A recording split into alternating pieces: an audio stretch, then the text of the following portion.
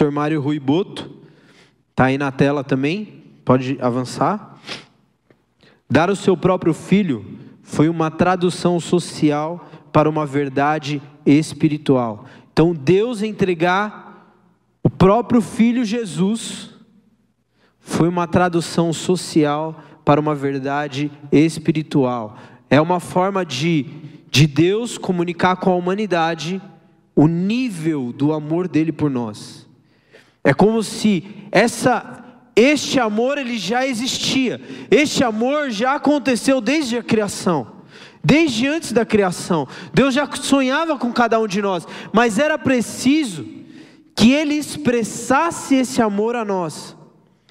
E a forma de ele traduzir para nós o quanto ele nos ama foi através da entrega do seu único filho, chamado Jesus, certo? Por isso, eu quero começar com um texto de 1 João capítulo 4, verso 19, que diz: nós o amamos a Ele, porque Ele nos amou primeiro. Não tem como nós acharmos que este amor ele é gerado através simplesmente de um sentimento, como um sentimento talvez que no grego existe uma separação de sentimentos, o phileos, o eros. Então existem tipos de amor, mas este amor que nós estamos falando, ele vem a partir de uma entrega, ele vem a partir de um sacrifício. Ele é um amor ágape, ele é um amor que rende tudo. A entrega, o sacrifício, é a forma com que ele se mostra. Amar como Deus ama, significa amar com amor sacrificial. Então, em 1 João, nós vamos entender que nós só podemos amar a Ele porque Ele nos amou primeiro. Nós só podemos amar a Deus quando nós entendemos de fato o que aconteceu na cruz. Se nós não entendemos a obra da cruz, se nós não entendemos a redenção de Cristo, nós jamais conseguiremos amar a Deus. Não tem como. Você pode ouvir uma linda história, você pode criar um amor filéus, você pode criar um amor, talvez eros, romântico, algo que, nossa, que linda história. Mas enquanto você não entender o preço que foi pago na cruz, nós não podemos amar, nós não podemos entender este amor. Se nós não podemos entender este amor, nós não podemos amar verdadeiramente. Se nós não entendermos, nós não conseguimos dar a vida como o Sophie Scholl deu. Você entende? Ela só fez aquilo porque ela entendeu aquele amor. Ela entendeu este amor. E esses dias eu estava me perguntando, que loucura Cristo morrer na cruz antes mesmo de saber a minha resposta a esse amor. Ele morreu na cruz por nós, sem saber da nossa resposta. Então, nós podemos responder este amor ou não, mas nós precisamos entender que toda a humanidade estava caída, e a crucificação de Cristo, ela é a única solução para o homem se voltar a Deus. A cruz de Cristo, a palavra diz, Jesus fala, eu sou o caminho, a verdade e a vida. Como está escrito aqui, como Mateus citou no começo, ninguém vai ao Pai a não ser por meio de Cristo. Ninguém pode chegar a Deus a não ser por Cristo. Ninguém pode entender o verdadeiro amor a não ser por Cristo. Por isso que o que o mundo prega ser amor não é o amor. Vocês vão entender melhor. Vocês vão entender melhor essa noite. O único amor verdadeiro que existe está no Pai. É o único amor verdadeiro. O restante não é um amor verdadeiro. Há engano. Há engano, porque o amor que o mundo oferece não é sacrificial. Por mais que pareça ser, mas ele não é. O verdadeiro amor, ele vem do Pai, e a palavra de Deus prova, e eu vou te provar isso pela palavra nessa noite. Dando sequência aqui, como eu posso amar Jesus? eu só posso amar a Ele a partir do momento que... Como eu posso fazer isso? Eu só consigo demonstrar esse amor, eu só consigo provar esse amor a partir do momento que eu crucificar a minha carne. A partir do momento que eu não decidi viver para mim mesmo. Esse é o verdadeiro amor. Esse é o verdadeiro amor que a palavra espera de nós. Ele não é um amor em que eu sou simpatizante das palavras de Jesus. Porque simpatizantes, elas seguem a Bíblia pela metade. Simpatizantes pegam as melhores partes que elas desejam das Escrituras e elas distorcem essas verdades para dentro da sua cosmovisão pessoal. Ela cria um Deus que não existe. Porque ela serve parte da Bíblia, mas ela não segue a Bíblia por completo. Então, seguir o que está escrito aqui por completo, existe renúncia, existe um amor que exige renúncia, sacrifício, entrega. De verdade, o amor nos leva à morte, mas uma morte aqui, para uma vida eterna com Cristo. Na verdade, a verdadeira vida está nesse amor, que nos leva a morrer agora, para vivermos depois. Ficou claro isso? E eu quero ler um texto com vocês, ó, em 1 João, a gente vai passear em 1 João aqui. 1 João capítulo 2, verso 3 ao 6. Ele diz assim: e nisto sabemos que o conhecemos, se guardamos os teus mandamentos. Aquele que diz, eu o conheço, e não guarda os seus mandamentos, é mentiroso. E nele não está a verdade. Mas qualquer que guarda a sua palavra, o amor de Deus está nele, verdadeiramente aperfeiçoado. O amor de Deus está nele, verdadeiramente aperfeiçoado. Nisto conhecemos que estamos nele. Aquele que diz que está nele, também deve andar como ele andou. Vocês entendem o nível desse amor? Como que eu provo que eu amo a Deus? Como que eu posso amar a Deus? Através da minha vida em obediência a Ele. A palavra deixa muito claro, nesse texto, que se eu não obedeço, eu não amo. Se eu não vivo a forma que Cristo viveu, eu não amo a Deus.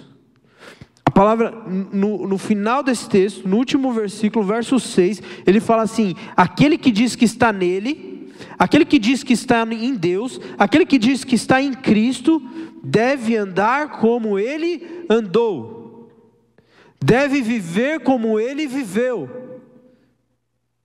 deve amar como ele amou. E o amor dele exige sacrifício. O amor dele exige uma entrega completa. O batismo nas águas, o arrependimento, o batismo de arrependimento, ele simboliza uma morte. Ele simboliza uma morte para a minha antiga maneira de pensar. Ele simboliza uma morte da minha carne. Ele simboliza uma morte do meu antigo eu para uma nova vida em Cristo. É isso que Jesus estava falando com Nicodemos no capítulo 3 de João. Ele estava falando justamente isso. Não dá para você entender as coisas do reino de Deus se você não é nascido do Espírito. Só entende as coisas do Espírito quem nasceu de novo. Aí Nicodemos fica, mas eu não posso entrar de novo na barriga da minha mãe, como que vai acontecer isso? Ele falou, você não entende porque você não nasceu no Espírito. Você só não consegue entender o que eu estou dizendo porque você não morreu de verdade. E você não nasceu de novo para mim. E eu quero dizer para vocês, no tempo que nós estamos vivendo hoje, quando a palavra diz que o amor de muitos vai se esfriar, e eu vou falar um pouco sobre isso hoje, sobre os últimos dias. Mas a palavra diz que o amor de muitos vai se esfriar. Ele não está falando que você vai deixar de fazer coração para a pessoa que você ama. Ele não está falando que você não vai mais mandar, nesse mundo ninguém mais manda mensagem de amor. Não é isso que a gente está falando. O que a palavra está dizendo, quando o amor de muitos vai se esfriar, é que as pessoas não vão conseguir obedecer às Escrituras Sagradas. As pessoas não vão conseguir dar a vida por esta mensagem. É isso que a palavra está dizendo. Quando o amor de muitos se esfriar, ele está dizendo, as pessoas não vão suportar mais as doutrinas impostas pela palavra. Há uma sociedade que vai se levantar e vai juntar mestre para si mesmo. Isso está escrito lá em 1 Timóteo capítulo 4. Ele fala assim, eles vão juntar mestres para si mesmos. Eles vão procurar ouvir pessoas que agradam os ouvidos dele. Eles vão se virar de costas para a verdade e vão atrás de fábulas, de mentiras, de ideologias que estão sendo criadas no tempo presente. E este é o amor que esfria. Este é o amor que faz você não mais entregar a vida por alguém. Este é o amor que faz que você não se compadeça da morte de alguém. É esse amor que está se esfriando.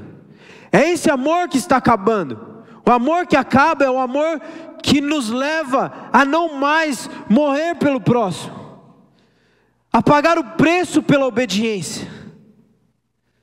A palavra diz que Jesus foi para a morte de cruz, mas ele fez isso por obediência a Deus. Ele obedeceu até a morte e morte de cruz. É esse amor que eu estou falando.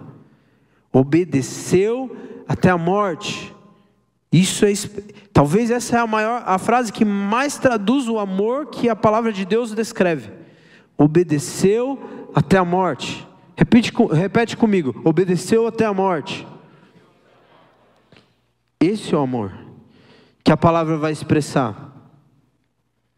Eu vou dar uma acelerada aqui. O outro ponto sobre este amor, ele exige uma entrega total. E olha só o que o texto da palavra diz lá em 1 João ainda, no capítulo 2 ainda, só que do verso 15 ao 17. Se você entender isso aqui, você vai entender como a vida está sendo distorcida no tempo presente. Se você entender esse texto, se você se autoavaliar agora, você vai perceber que nós estamos sendo corrompidos aos poucos. Esse é o verdadeiro evangelho. Olha só, verso 15. Não amem este mundo, nem as coisas que ele oferece. Pois quando amam o mundo, o amor do Pai não está em vocês. Se vocês amarem este mundo, o amor do Pai não está em vocês. Olha só como ele continua isso. Porque o mundo oferece apenas o desejo intenso por prazer físico, o desejo intenso por tudo que vemos com os nossos olhos e o orgulho de nossas realizações e bens. Tudo que nós vemos com os nossos olhos e todo o orgulho de nossas realizações e bens. Quantos aqui não são tomados? Quantos de nós já não fomos tomados por um desejo muito forte de alcançarmos um ideal, uma realização, um bem, uma casa, um carro? Só que a palavra de Deus está falando, aqueles que amam essas coisas, o amor do Pai não está nele. O que a palavra está dizendo, não é que, nós não podemos então crescer, eu não posso ganhar dinheiro, eu não posso me dar bem, eu não posso estudar, pode. Mas se o seu coração estiver nisso daqui, o amor do Pai não está em você. É isso que a palavra está dizendo aqui. Está claro isso? Vamos continuar o texto aqui. Isso não provém do Pai, mas do mundo. E este mundo passa, e com ele tudo o que as pessoas tanto desejam. Mas quem faz o que agrada a Deus, vive para sempre. Esse é o verdadeiro mensagem do Evangelho. Se o nosso coração, em algum momento, se conectar com as coisas que esse mundo oferece, se a gente começar a sonhar demais com aquilo que esse mundo pode nos oferecer, o amor do Pai não está em nós. Nós precisamos voltar para este lugar. Nós precisamos voltar o nosso coração e os nossos olhos diante de Deus.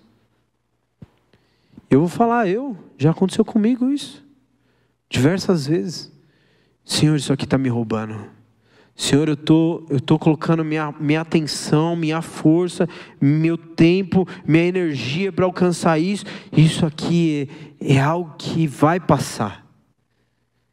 Eu já identifiquei várias vezes. Só que nós vivemos num mundo onde Ele vai propor isso o tempo todo. Aquilo que os nossos olhos enxergam. Quando nós abrimos o Instagram, quando nós olhamos comerciais na televisão, quando nós abrimos lá no YouTube, tem propaganda. Tudo, filmes que assistimos, séries que assistimos, Ele vai tomar o nosso coração e nos vai fazer sonhar com as coisas que essa terra oferece. Mas se o nosso coração se voltar para essas coisas, o amor do Pai não está em nós. Vocês entendem isso? É claro? Vocês acham que eu estou inventando? Está escrito. Vocês leram aí? Está escrito.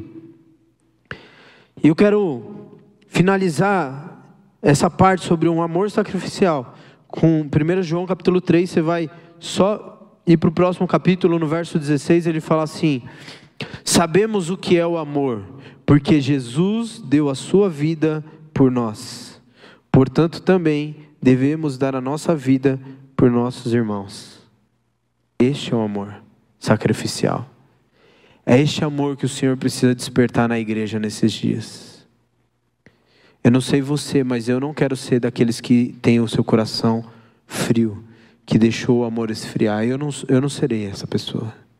Eu não serei essa pessoa que deixarei a minha mente ser tomada por aquilo que esse mundo oferece. Eu quero ser aquele que vai obedecer até a morte. Amém? Próximo ponto, eu quero falar sobre... antes de entrar aqui, eu quero... A questão assim, que eu fico meditando, é por que aqueles homens morreram por Jesus? Dentro do estudo da apologética, eles têm uma matéria chamada cristologia, não só da apologética, mas da própria teologia. Fala sobre cristologia, que ele vai estudar a vida de Cristo, ele vai estudar a sua vida carnal, a sua realidade física, e provas que ele viveu nessa terra. Ele vai estudar a dualidade da humanidade e divindade de Cristo, e ele vai começar a estudar também obras e falas de Cristo, mensagem, poder, tudo aquilo que ele carregou. Ele vai estudar Cristo no seu total, né? E dentro da cristologia, existiam alguns concílios dentro da história da igreja. É importante, talvez, em algum momento, você ouvir um pouco sobre a história da igreja. Inclusive o Yuri Breder, que esteve com a gente nas quartas-feiras do Mag de Inverno, ele tem um canal chamado Escola do Discípulo. E lá tem uma série, acho que a melhor série que eu já vi sobre a história da igreja, resumida, rápida, e em poucos episódios, que vai falar desde Cristo, até um pouco antes de Cristo, vai falar um pouquinho do governo ali da Grécia, antes do governo de Roma, como a cultura helenista, até os dias de hoje, como o evangelho chegou até aqui. Importante nós sabermos.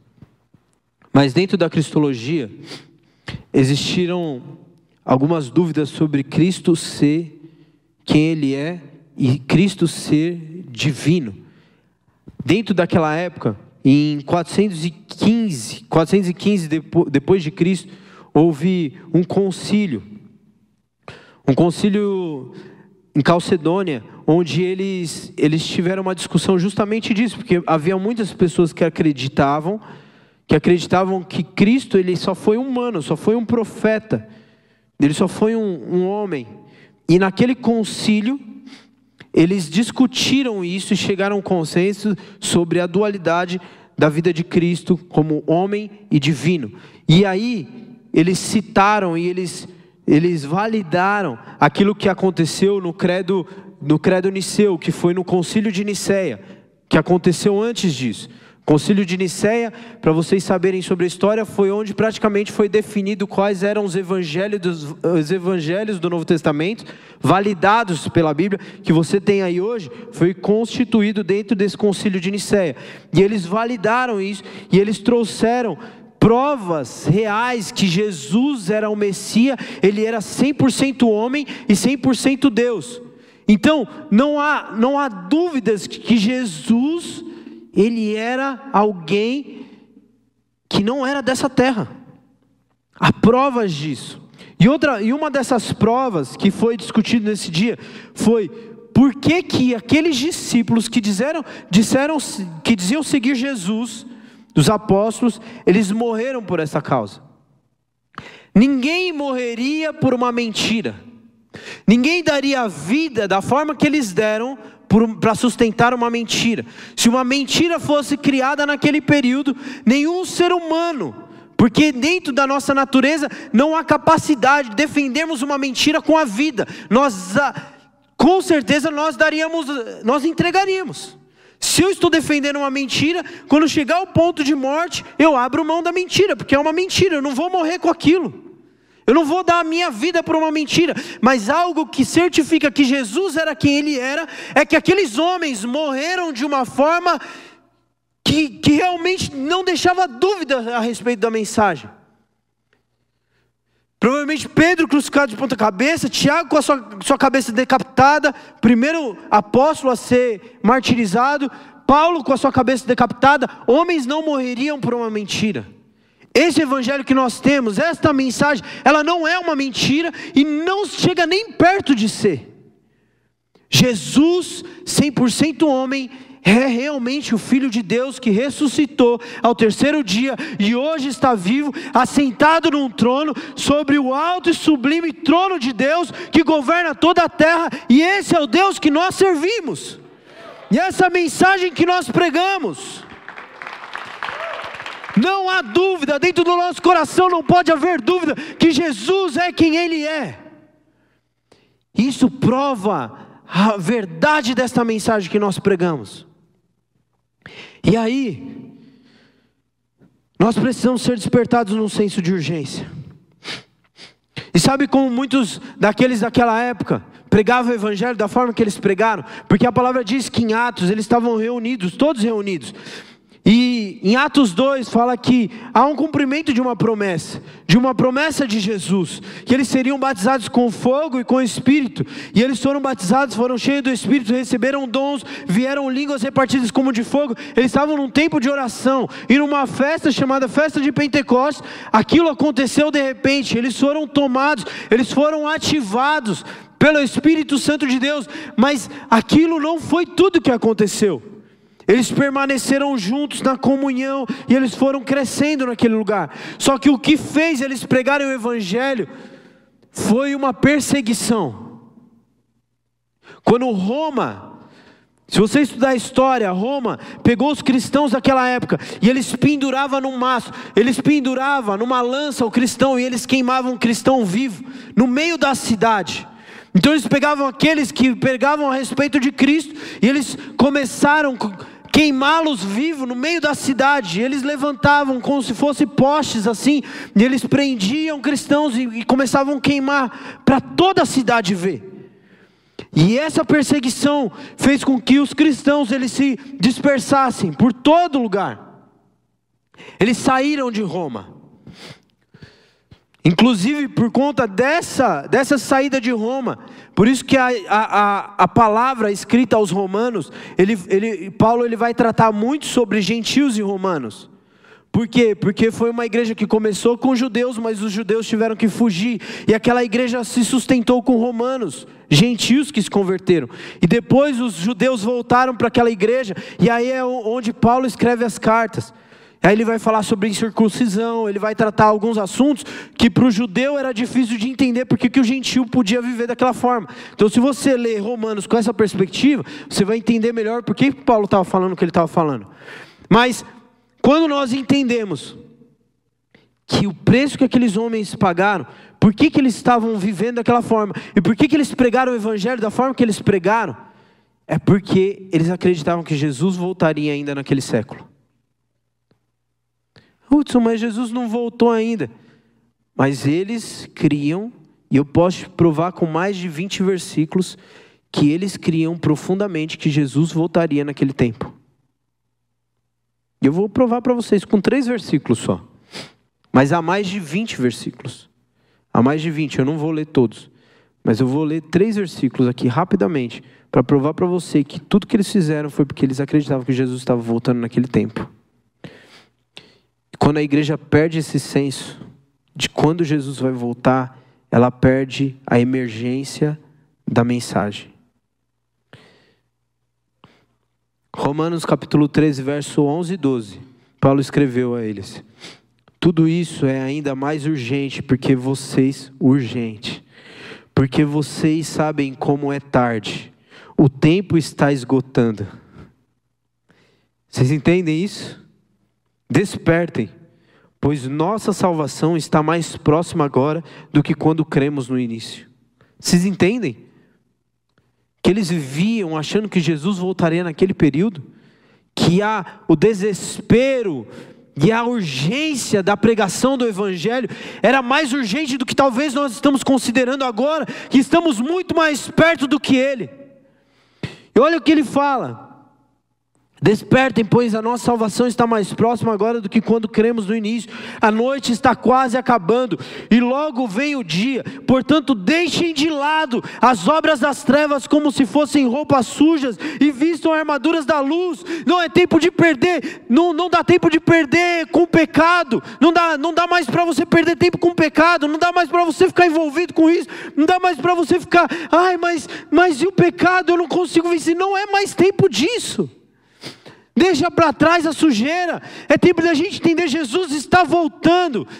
E o que eu estou falando agora é que realmente Jesus está voltando agora. Jesus está às portas, meus amigos. Jesus está às portas. Eu creio nisso. Nós estamos no ponto da história crucial. E se nós não abrirmos a nossa boca para pregar essa mensagem, nós vamos perecer como aqueles que não amaram, como aqueles que não entregaram a vida por essa mensagem. Isso não pode acontecer conosco aqui. E olha só, continuando. 1 Coríntios capítulo 7, verso 31. Aqueles que usam as coisas deste mundo, vou repetir. Aqueles que usam as coisas deste mundo não devem se apegar a elas. Que nós lemos em João. Não se apega àquilo que esse mundo está oferecendo. Não fique desejando sucesso. Não fique se apegando a carro, a casa. Não se apegue aos bens materiais. Você pode conquistar, mas não se apegue. Não se apegue. Olha a urgência do Evangelho. Pois este mundo, como conhecemos, logo passará. Mais um texto que prova que eles estavam esperando Jesus naquele período ainda.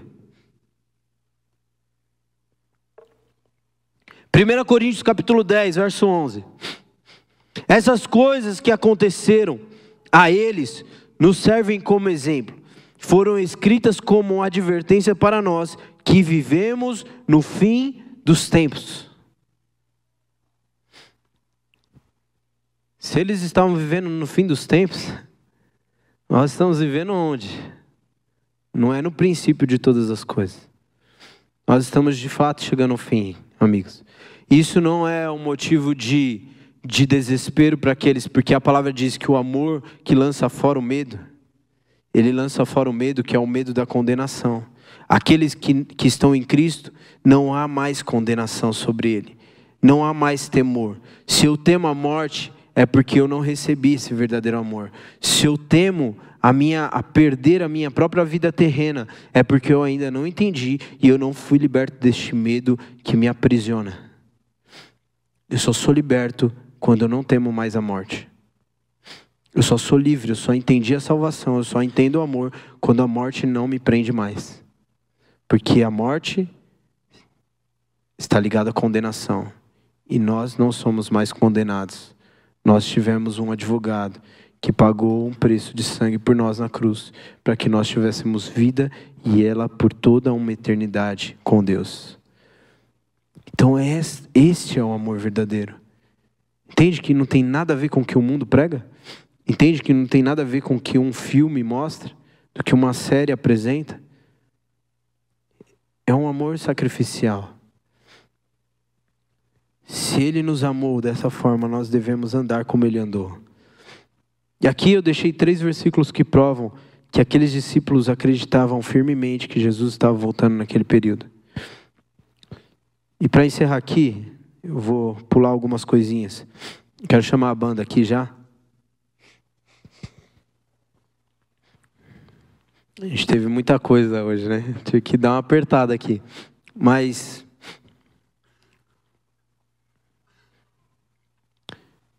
eu creio que se a gente olhar para tudo que está acontecendo hoje, é muito claro entender que Jesus está de fato voltando. O nível que as trevas estão se levantando, acho que nunca se levantou dessa forma em outros períodos. Se você olhar para o Rock in Rio que aconteceu, eu não tenho problema nenhum em falar sobre isso. Um maluco gritou daquele palco que todos aqueles que estavam naquele lugar iriam para o inferno.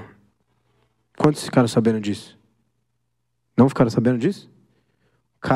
Ninguém ficou sabendo disso? Você viu, né? Ele gritou, vocês que todos vocês, não sei com essas palavras, mas ele praticamente falou assim, todos vocês que estão aqui, vocês vão para o inferno comigo.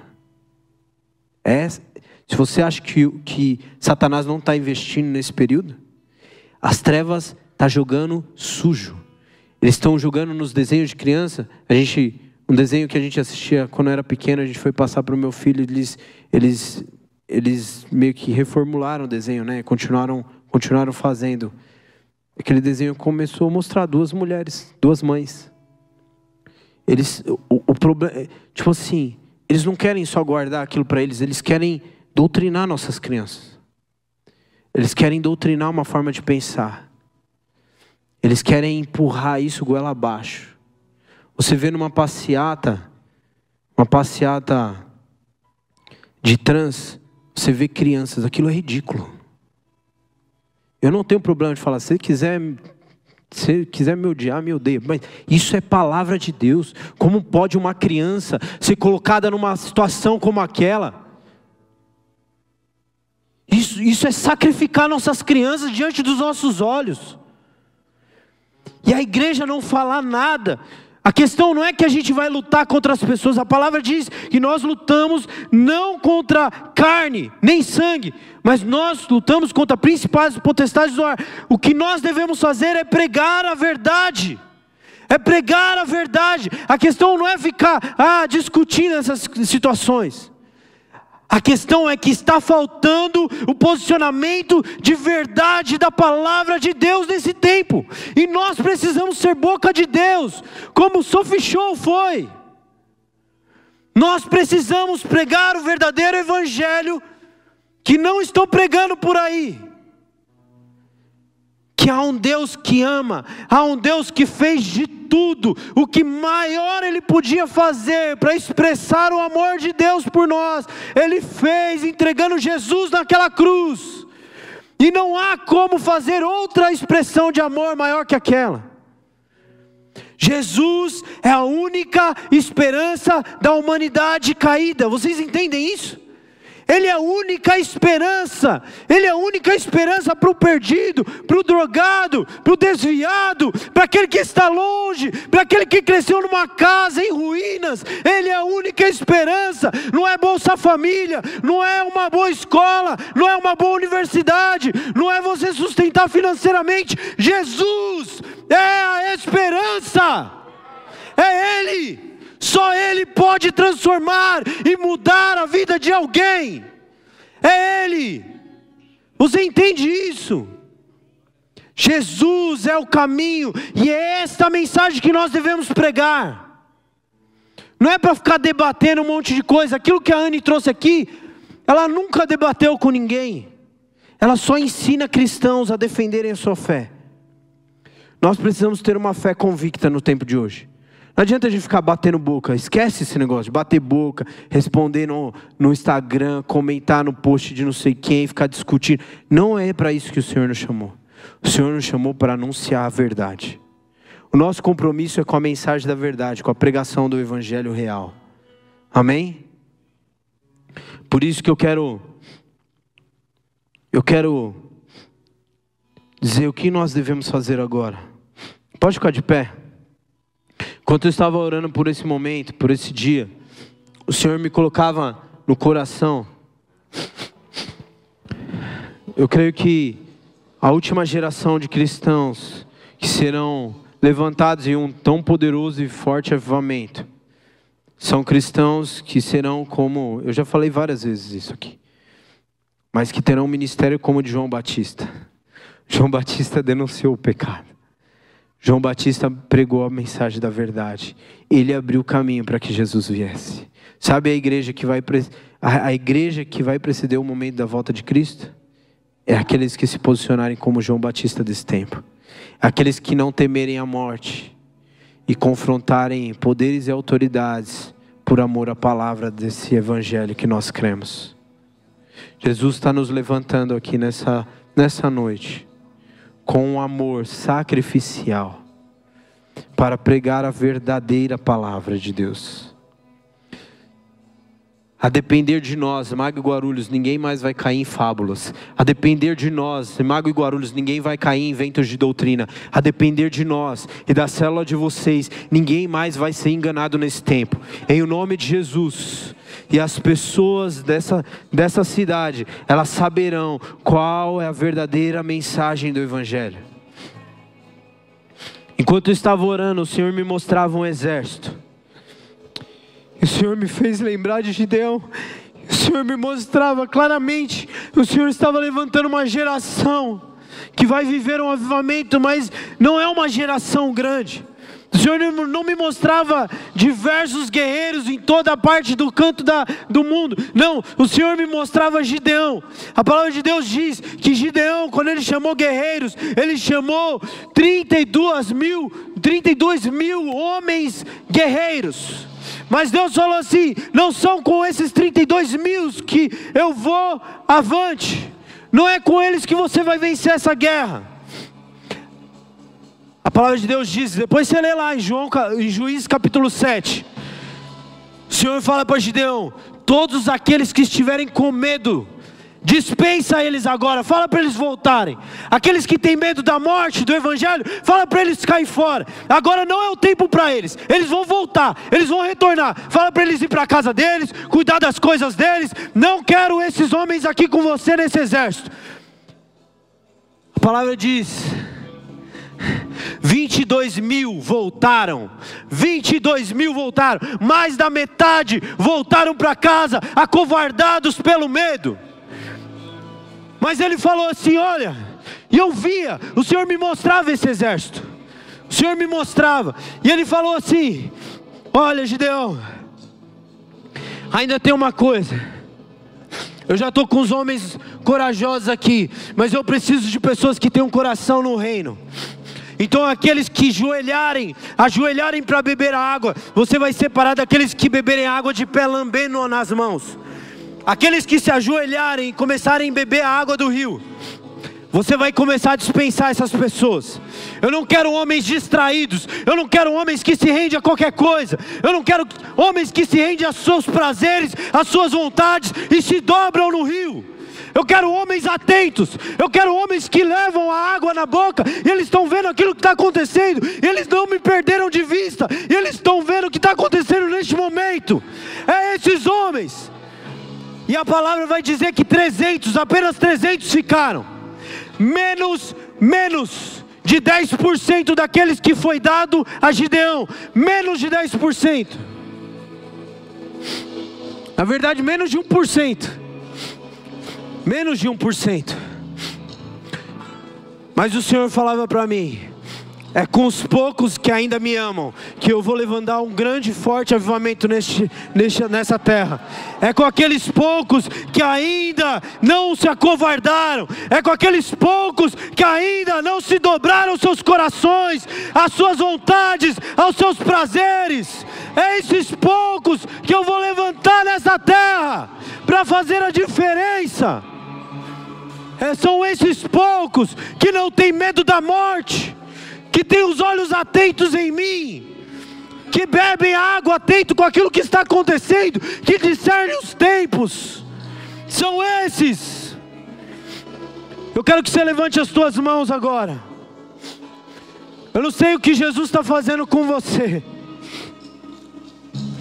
mas eu sei que há um sopro de Deus. Eu creio que o Senhor vai estar levantando um amor em nós, um batismo de amor sacrificial. Ele vai desligar, Ele vai começar a desligar em nós todo o desejo que nós temos pelas coisas dessa terra. Esses desejos vão começar a desaparecer. O Senhor vai começar a desligar do nosso coração. Ele vai falar: você é meu e somente meu, somente meu, somente meu. Oh, Jesus. Antes de eu orar a respeito disso, se você ouviu essa mensagem, você sentiu que Jesus está te chamando de volta. Eu não estou falando simplesmente por conta deste amor, não. Eu estou falando você que estava com seu coração distante de Deus. Você que talvez conheceu a Jesus, cresceu na sua casa, com os seus pais, falando deste evangelho. Mas talvez você viu escândalos. Talvez você viu aquilo que dentro de uma igreja não poderia ser feito. Mas você está aqui nessa noite porque Jesus te trouxe aqui. E Ele quer reconciliar o teu coração com o dele. Talvez você está aqui e talvez você nunca pisou numa igreja. Talvez você nunca ouviu falar deste amor. E você está sendo atraído a este amor de uma forma inexplicável. Se você está vivendo isso, você quer tomar uma decisão mesmo nessa noite, de que você vai render o seu coração inteiro para Jesus. Levanta as suas duas mãos bem alto, glória a Deus, glória a Deus. Há decisões nessa noite, glória a Deus. Tiver líderes abraçando essas pessoas, deixa as suas duas mãos bem alto. Isso, você que tomar essa decisão nessa noite, líderes abracem, pessoas, sala de oração, a equipe do MAG, abraça essas pessoas. Há uma moça ali, em nome de Jesus. A salvação do Senhor chegou nesta casa. Nós vamos declarar agora como igreja, em nome de Jesus, Espírito Santo de Deus, nós declaramos que toda a onda do inferno, tudo aquilo que Satanás tentou para fazer, para tentar roubá-los do teu coração, de uma vida eterna em ti, nessa noite, nós declaramos todo o poder do inferno, todo o poder do pecado, destruído pela palavra de Deus, e nós declaramos vida nova, nova vida de Deus sobre eles. Sopra, que eles sejam cheios do teu Espírito Santo agora, que eles recebam a vida nova de Deus, filiação de Deus.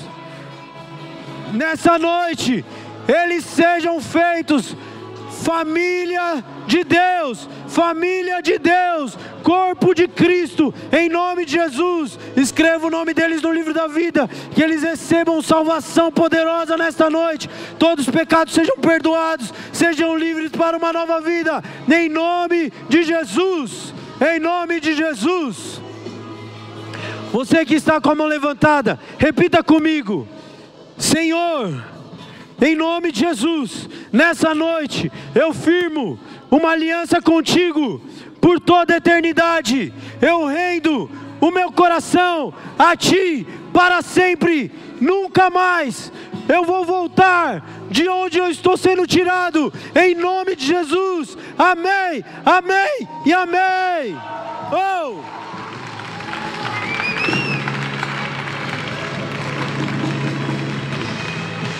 Agora levante as suas mãos, todos vocês. Há um sopro, há um amor de Deus, há um poder de Deus neste lugar, e Ele vai tocar você, Ele vai tocar você onde você estiver. Há um batismo de um amor que vai começar a desligar você de todo o desejo terreno, de tudo que essa terra pode oferecer. Essa tem sido a minha oração. Senhor, eu quero morrer mais, eu quero morrer para mim mesmo, eu quero morrer para os meus desejos. Eu quero somente o Senhor e a vida do Senhor em mim. Ei, Jesus.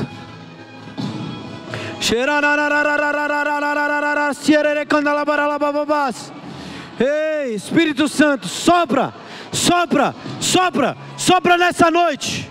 Sopra, sopra, sopra, sopra. Ei, seja cheio agora, cheio agora, seja cheio agora, seja cheio agora, em nome de Jesus. Eu vejo o Senhor tomando alguns corações para si nessa noite.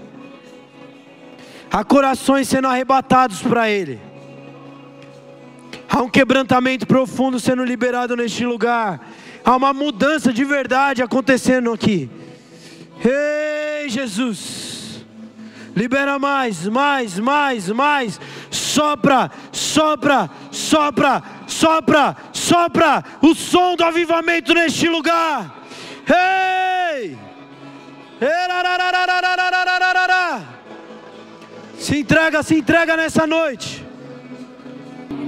Você é a única esperança para esta geração. A mensagem que você carrega, que eu e você carregamos, é a última esperança para essa geração se salvar.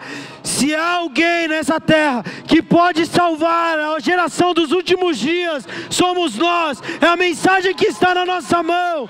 Em o nome de Jesus, em o nome de Jesus, nós não vamos parar. Nós não pararemos, nós não vamos nos calar.